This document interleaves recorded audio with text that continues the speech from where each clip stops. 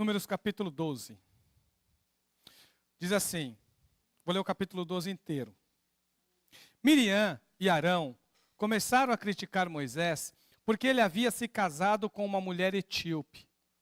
Será que o Senhor tem falado apenas por meio de Moisés? Perguntaram. Também não tem ele falado por meio de nós? E o Senhor ouviu isso. Ora, Moisés era um homem muito paciente, ou humilde, ou manso em algumas versões, mais do que qualquer outro que havia na terra. Imediatamente o Senhor disse a Moisés, a Arão e a Miriam, dirijam-se à tenda do encontro, vocês três. E os três foram para lá. Então o Senhor desceu numa coluna de nuvem e, pondo-se à entrada da tenda, chamou Arão e Miriam. Os dois vieram à frente e ele disse, ouçam as minhas palavras. Quando entre vocês há um profeta do Senhor, a ele me revelo, em visões e em sonho falo com ele. Não é assim, porém, com meu servo Moisés, que é fiel em toda a minha casa. Com ele falo face a face, claramente, e não por enigmas. E ele vê a forma do Senhor, porque não temeram criticar meu servo Moisés. Então a ira do Senhor acendeu-se contra eles, e eles os deixou. Quando a nuvem se afastou da tenda, Miriam estava leprosa. Sua aparência era como a da neve.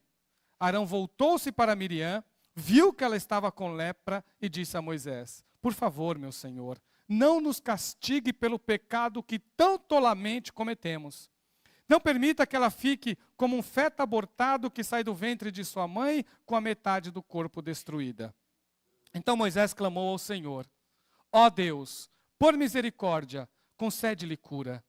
O Senhor respondeu a Moisés, se o pai dela lhe tivesse cuspido no rosto, não estaria ela envergonhada 7 dias? Que fique isolada fora do acampamento 7 dias. Depois ela poderá ser trazida de volta. Então Miriam ficou isolada 7 dias fora do acampamento. E o povo não partiu, enquanto ela não foi trazida de volta. Depois disso, partiram de Azerote e acamparam no deserto de Parã. É essa a história que nós temos aqui diante de Moisés. Irmãos, o livro de Números conta a história da nação de Israel no deserto. É lá que conta. Números porque tem alguns censos lá. Foi feito alguns censos, pelo menos 2 vezes. Então, através desses censos são contados, dá-se o título ao livro, chamado, nas nossas traduções, de Números. Mas é a história da trajetória. Em momentos eles estavam parados, em momentos eles estavam caminhando. E olha, gente, se tem um povo de coração duro, se tem um povo que teve dificuldades com a vida deles no deserto, foi a nação de Israel. Como Moisés teve que lidar com a dureza desse povo. Em várias ocasiões, Moisés teve que lidar com rebeldia, com murmuração, teve que lidar com um povo que não entendia o propósito de Deus, nem para eles, e muito menos para Moisés.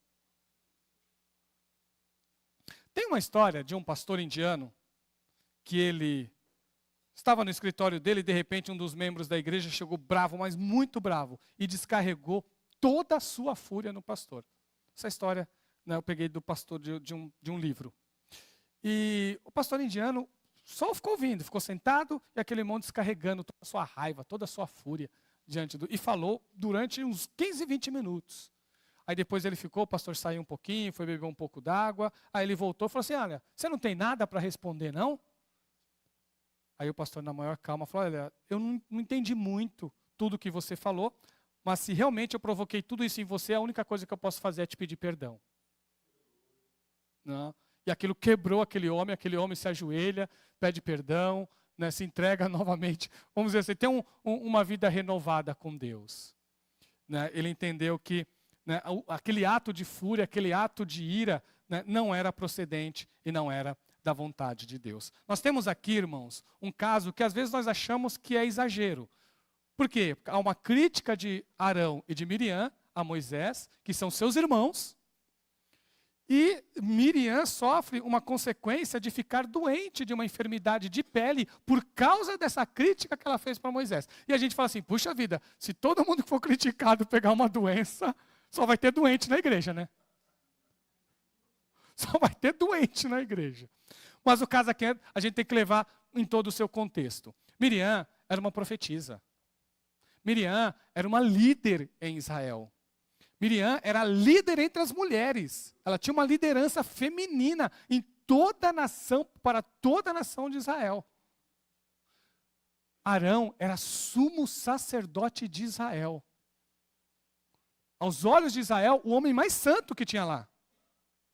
Aos olhos de Israel, ele era o mais santo. Ele era a única pessoa que tinha direito de entrar no Santo dos Santos, no tabernáculo.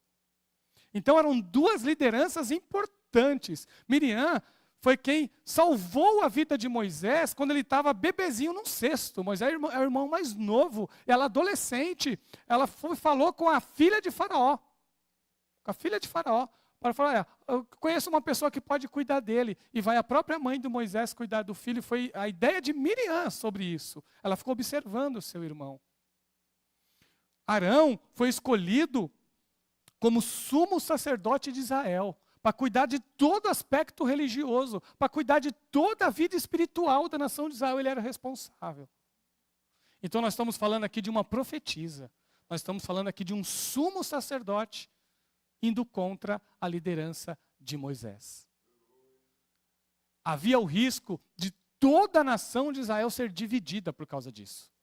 Então não era só intriga entre irmãos, não era só ciúmes de irmãos, era muito mais sério.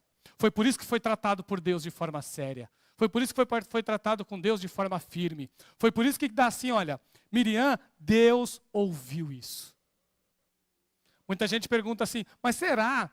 Quando nós lemos, nós imaginamos assim, Miriam e Arão já planejando uma forma de minar ou de atacar Moisés. Tudo isso aqui foi planejado. Ela esperou um momento. Aí quando Moisés casa com uma estrangeira, porque aqui ele se casou com uma etíope, ele se casa com uma estrangeira, aí foi o estopim. Ela falou, opa, conseguimos achar aqui um motivo, nós estávamos procurando um motivo para minar a liderança de Moisés. Quando nós achamos o motivo, Moisés casou com uma estrangeira. Vamos aproveitar essa brecha e vamos ser contra Moisés. Mas Deus viu a atitude de rebeldia, Deus viu a atitude cobiçosa. Nós estamos falando, sabe do que aqui, gente? De cobiça. É disso que a gente está falando aqui. Ou de inveja, não sei. Né, também pode se encaixar aqui.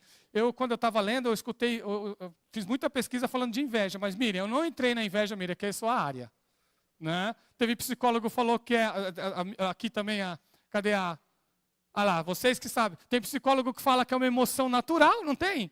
Eu falei, então não vou entrar em inveja, porque aí já complicou minha vida. Né? Aí eu vou falar de cobiça, porque para cobiça eu sei que é pecado. Eu vou ficar na cobiça mesmo, porque está lá, não cobiçar a casa do seu próximo, não cobiçar, né, as coisas do seu próximo. Não está nos 10 mandamentos? E o que teve aqui foi a cobiça de Miriam e de Arão diante de Moisés. Irmãos, como nós, isso gente, homens e mulheres de Deus, viu? É homem e mulher de Deus. Nós estamos falando aqui de pessoas que tinham Deus no coração. Mas por uma falta de vigilância, por uma falta, talvez, de se aproximar mais intimamente de Deus, se deixou levar por sentimentos pecaminosos. E quem é que está livre de cobiça? Quem é que se livra disso? Podemos observar aqui uma coisa. Os dons não definem a nossa espiritualidade. Muita gente acha que dom define a espiritualidade de alguém. Olha aqui, nós temos 2 homens com dons. Miriam e Arão tinham dons de Deus. Porque eles ela não era nem uma falsa profetisa e ele nem um falso sacerdote. Eles eram verdadeiros. Foram colocados por Deus. Mas os dons não definiram a espiritualidade deles. Como a gente confunde espiritualidade com coisas extraordinárias, né? Olha, essa pessoa ora de uma forma diferente. Olha, essa pessoa tem um talento, então ela é uma pessoa de Deus. Nem sempre. Nem sempre as coisas externas falam sobre a espiritualidade de uma pessoa. Porque a espiritualidade, ela age mais no nosso interior. Nós somos espirituais quando a nossa pessoa por inteiro está entregue para Deus. Quando nós refletimos no nosso caráter e na nossa vida, a semelhança com Jesus. Pessoa espiritual é aquela que reflete a semelhança com Jesus. Pessoa espiritual não é aquela que tem dons. Tá bom? É claro, eu também não quero deixar de dizer para vocês aqui que os dons são espirituais. E as pessoas espirituais têm dons. Não. Então, isso é verdade. Homens e mulheres de Deus têm dons de Deus. O que eu estou querendo, eu não estou questionando isso. Isso é uma verdade, é nisso que eu creio. O que eu estou dizendo é que não são os dons que definem a espiritualidade. É isso que eu estou dizendo. O que define a espiritualidade é outra coisa. Homem e mulher de Deus têm dons de Deus. Vocês têm dons de Deus. Só que a espiritualidade de vocês não são definidas pelos dons que vocês têm. E ficou bem claro aqui na história de Miriam e Arão. Não foram, a espiritualidade deles não foi definida pelos dons que eles tiveram. Outra coisa, a reputação deles não isentaram da reprovação divina. Às vezes nós achamos que pessoas que têm grande reputação são pessoas aprovadas. Olha a reputação do camarada. Esse aí é irrepreensível. Miriam e Arão eram líderes. Arão era considerado o homem mais santo que tinha lá. Afinal de contas, era o sumo sacerdote. Ele era o sacerdote dos sacerdotes. Olha a reputação que ele tinha, extremamente respeitada em toda a nação de Israel. Miriam, uma liderança para todas as mulheres de Israel. Então, eles tinham grande reputação. E ainda assim, fez com que eles fossem reprovados por Deus. Ainda assim, eles foram reprovados na análise de Deus. Tudo por quê? Tudo porque não deixaram de ser cobiçosos. Foram cobiçosos dos talentos de Moisés, da chamada de Deus para a vida de Moisés ou para a liderança de Moisés. Como é perigoso isso? Como nós devemos aprender a vencer algumas coisas na vida através do nosso relacionamento com Deus? Deus ouviu. Eu vou fazer uma pergunta para você, se você... Eu fiz algumas perguntas aqui, não sei se elas dizem tudo, mas vamos ver se vocês conseguem entender. Será que você já teve alguma cobiça na vida? Vamos ver? Tem algumas perguntas aqui. Diz assim, olha, você fica chateado quando algum conhecido progride profissionalmente ou socialmente? Isso te chateia? Outra coisa, você sente dor por causa do sucesso de uma outra pessoa? Você menospreza as realizações, os talentos ou a aparência de outra pessoa? Você se sente tentado a falar mal ou sabotar uma pessoa a quem você se sente inferior? E a última, você fica secretamente satisfeito quando um amigo ou mesmo um ente querido sofre um revés? E agora? Isso aqui são sintomas de pessoas que cobiçam. E agora, gente? Será que a gente escapa? Será que alguém escapa disso? Como é difícil, né? Quando nós avaliamos o nosso coração, muitas vezes nós nos pegamos e falamos, puxa vida, eu já fui cobiçoso em alguma coisa. Vocês conhecem o Gary Chapman? O Feijão falou dele na escola dominical hoje. Você falou dele. O Gary Chapman é o autor do livro As 5 Linguagens do Amor. Quem conhece? Quem já leu esse livro?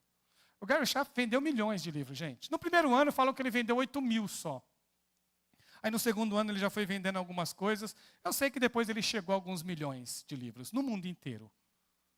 O Gary Chapman ficou conhecido no mundo inteiro e vendeu milhões de livros.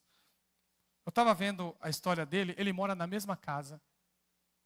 A mesma casa antes dele ser famoso. É pastor da mesma igreja, continua na mesma igreja pastoreando. Dá conselho aos mesmos membros que ele sempre deu. Tem o mesmo estilo de vida. Ele não prega aos domingos, que aos domingos ele está na igreja dele. Quando ele vai num sábado para algum lugar, ele volta correndo, nem que ele tenha que chegar em cima da hora do culto, mas ele vai para a igreja a qual ele faz parte. A vida dele continua igual, desde quando ele não vendia livro nenhum. Ele continua sendo pastor da mesma igreja, se aposentou sendo pastor da mesma igreja. E mesmo continua sendo membro daquela igreja depois de aposentado. E a igreja deixou ele com o mesmo escritório, caso alguém quiser pedir conselho, alguém quiser conversar com ele. Ele tem o mesmo escritório que ele teve a vida inteira. A vida inteira. nunca deixou fama, sucesso subir para a cabeça. Dá vontade de ler mais agora os livros dele, né? Um homem que, na sua vida, né, eu recomendo esse para vocês, tá? 5 Linguagens do Amor, é um livro que já está traduzido no Brasil há muito tempo, mas tem outros livros que ele produz também. Um homem de Deus que aprendeu com Jesus.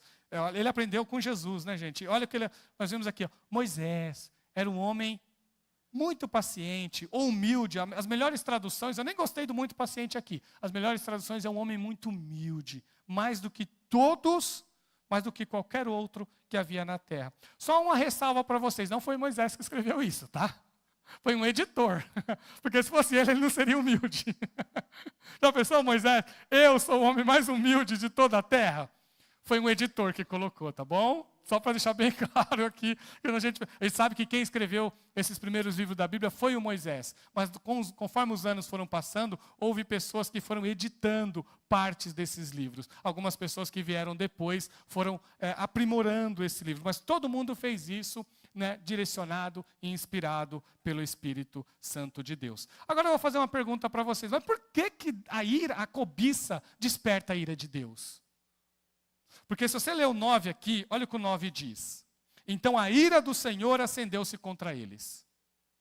Então a ira do Senhor acendeu-se contra eles. E a gente se pergunta, mas por que, gente? Cobiça desperta a ira de Deus.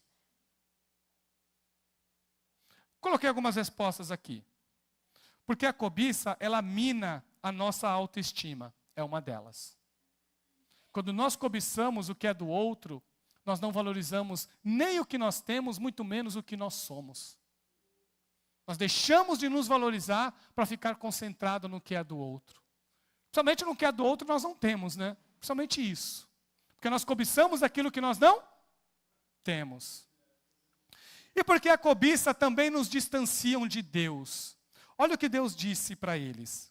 Ouça, lá do 6 ao 8. Ouçam as minhas palavras. Quando entre vocês há um profeta do Senhor, a ele me revelo em visões e em sonho falo com ele.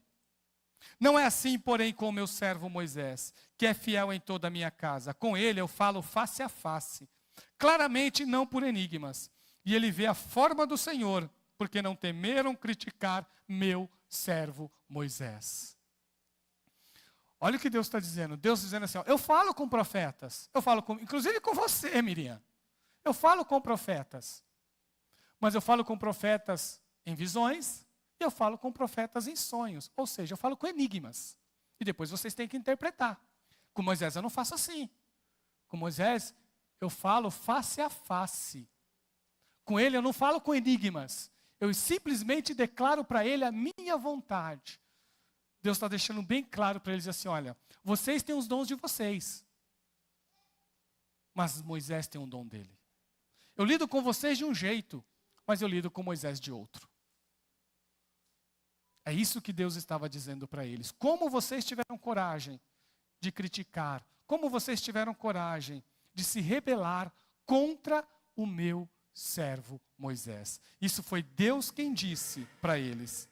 Por que não temeram criticar meu servo Moisés? O próprio Deus dando testemunho. Irmãos, se você é um servo de Deus, olha o que eu vou dizer para você. Se você é um servo de Deus, você tem Deus como sua defesa. Se você é um servo de Deus, você tem Deus ao seu lado. Você não precisa se preocupar. Tem gente que se preocupa demais, ou com a sua reputação, ou se preocupa demais com o que os outros estão pensando, com o que os outros estão falando. Nós muitas vezes queremos se defender de tudo. Não precisa. Se você é um homem e uma mulher de Deus, Deus atua em você e Ele cuida de você. Creia nisso. Deus, Ele cuida de nós. Então a cobiça nos distancia de Deus. E eu considero assim extremamente sério. Eu vi uma coisa, tem algo nesse texto aqui que é extremamente sério. Que é assim, a cobiça, gente, ela destrói a comunidade de fé. Vocês viram o que aconteceu com a Miriam? A Miriam foi acometida de uma doença. Depois o Arão se arrepende. Ele se arrepende. E é interessante que eles falaram assim. Quando eu olho essas histórias, eu vejo os contrastes. Eles chegaram e falaram assim, olha, quer saber? É só com Moisés que Deus fala? Que negócio é esse, só com Moisés? Não, Deus fala com a gente também. Nós vamos liderar esse negócio também.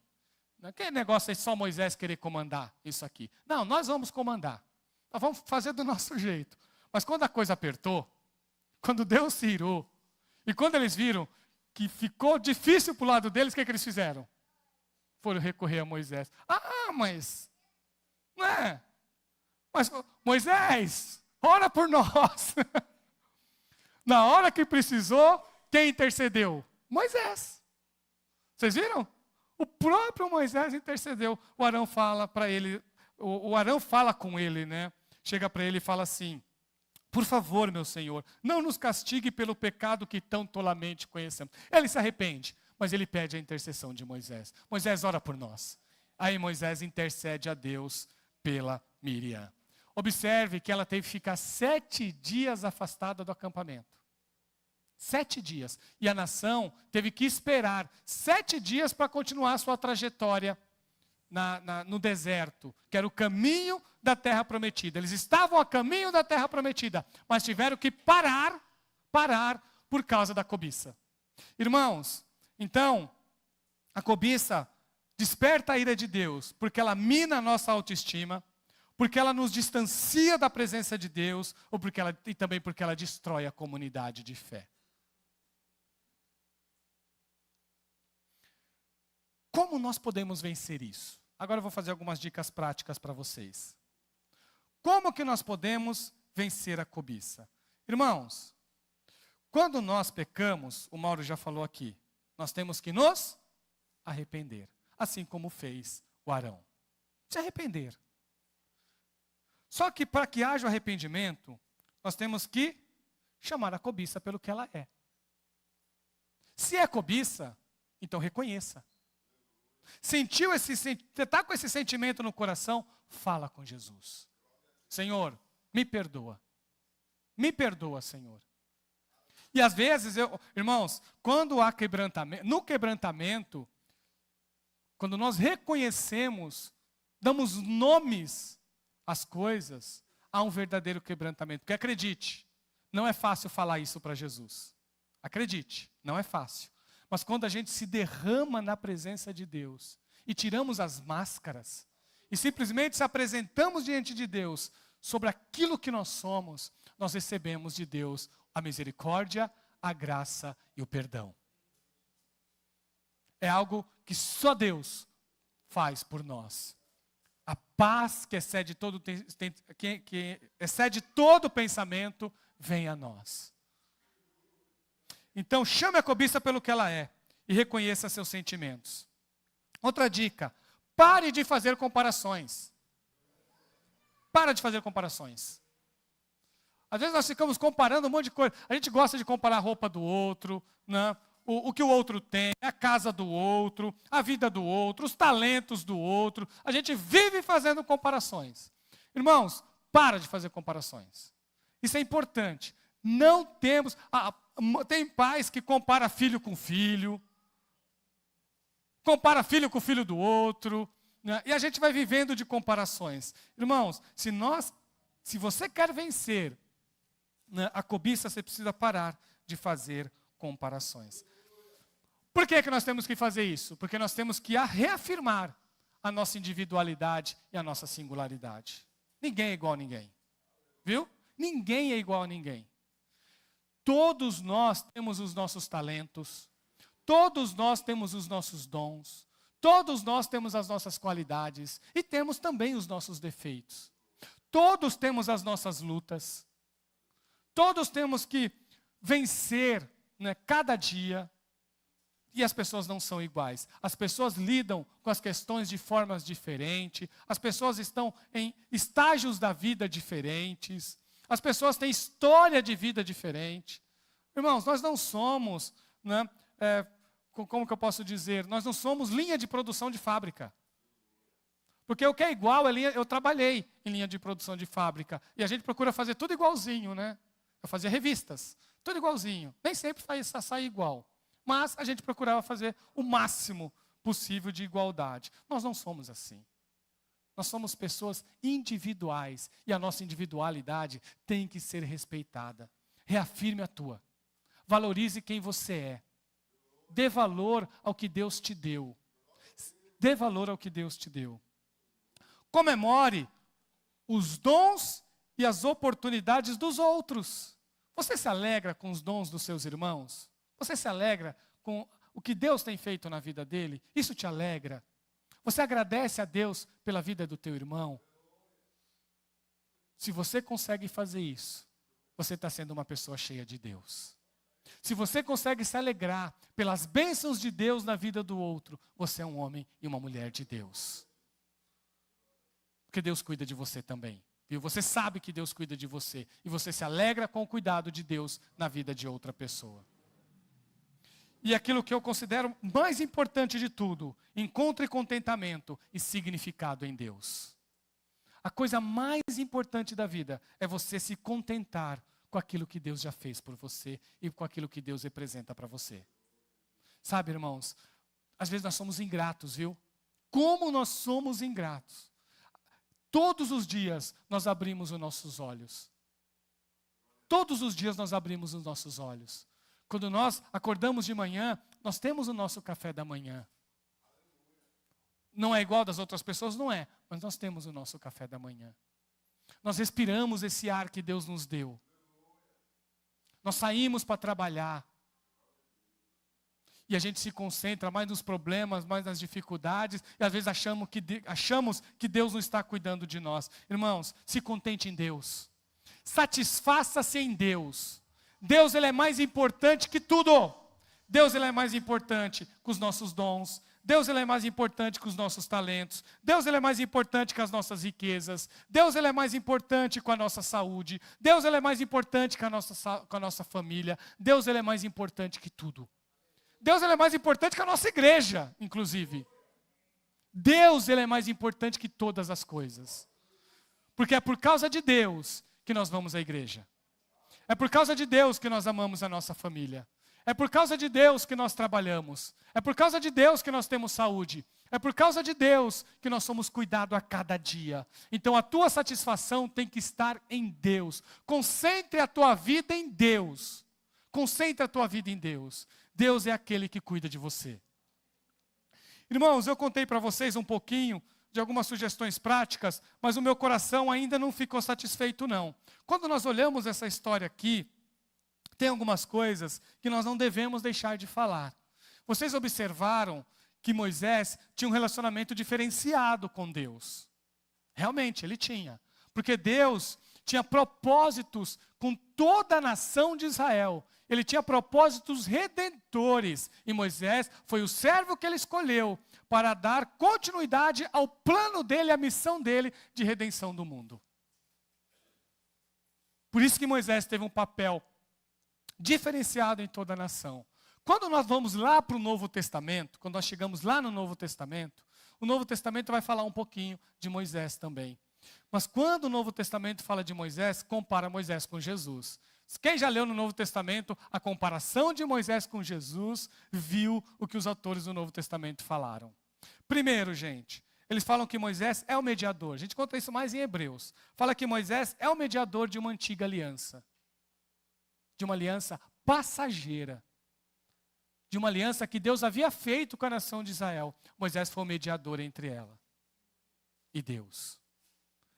Agora, a nova aliança, a que é eterna, e essa é eterna, a aliança que não tem fim, o mediador é Jesus.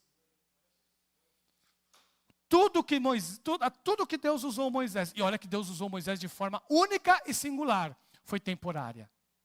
Toda forma em que Deus atuou na vida de Moisés foram formas temporárias. Com Jesus é eterna. Com Jesus é eterna. Jesus é maior que Moisés, viu? Jesus é maior que Moisés. Quando nós estudamos a Bíblia, nós chamamos isso de tipos. Moisés é um tipo de Cristo. Então ele foi o mediador de uma antiga aliança. Jesus é o mediador da nova aliança. Olha o que o 3 diz. Ora, Moisés era um homem muito paciente, mais do que qualquer outro que havia na terra. Sabe o que o Novo Testamento diz? Que Jesus era manso e humilde de coração. Moisés era manso, mas Jesus era manso e humilde de coração. Ele chama as pessoas a vir até Ele. Todos os que estão cansados e sobrecarregados, vão até Jesus. Porque vocês vão receber da humildade e da mansidão de Jesus a graça que você precisa.